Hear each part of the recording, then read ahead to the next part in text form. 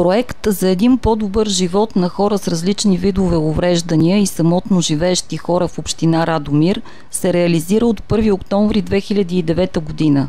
Срокът за изпълнение е едногодишен. Реализацията е с паричната подкрепа на Оперативна програма Развитие на човешките ресурси, съфинансирана от Европейския съюз чрез Европейския социален фонд и националния бюджет. Размерът на предоставената безвъзмездно сума е 119 707 лева. Водеща организация по проекта Община Радомир с партньор Фондация Райна. Целите на проекта са концентрирани най-вече в предоставяне на грижа в семейна среда за хора с увреждания и самотно възрастни, които се нуждаят от полагане на грижи, не могат да се самообслужват сами. Като са назначени 21 социални асистенти и домашни помощници в рамките на 10 месеца.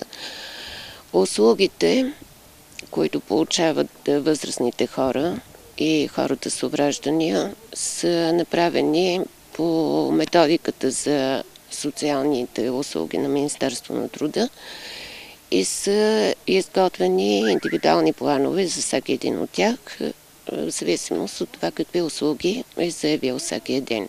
По проекта грижи в семейна среда се полагат за самотно живеещи хора с увреждания в селата Дрен, Горна и Долна Диканя и Гълъбник. Живота ни се промени, той стана като песен.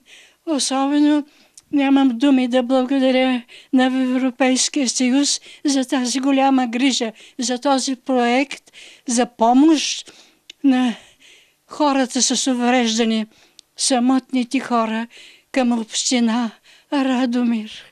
Като домашни помощници и социални асистенти по проекта са назначени само трайно безработни. Валентина Кирилова е домашният помощник, който се грижи за Марийка. За целта тя изминава пеша по 6 км всеки ден. Проекта ми харесва, защото обичам възрастните хора, обичам да се грижа за тях и това ми дава шанс да работя, да изкарвам прехраната си, всичко и така. Значи пътувате по 6 км на ден, вървите, не ви пречи? Не ми пречи, сега топлината малко ми пречи, но иначе не. Обичам да хода. И обичам възрастните хора. И това е моя втори дом. Един прекрасен човек идва винаги с усмивка, създава ти настроение, много работи, много помага, много се грижи за мене, много съм доволна. От младостта си до днес Марийка Веселинова е изкушена от поезията. Тя е посветила на проекта свое стихотворение, озаглавено "Грижа голяма".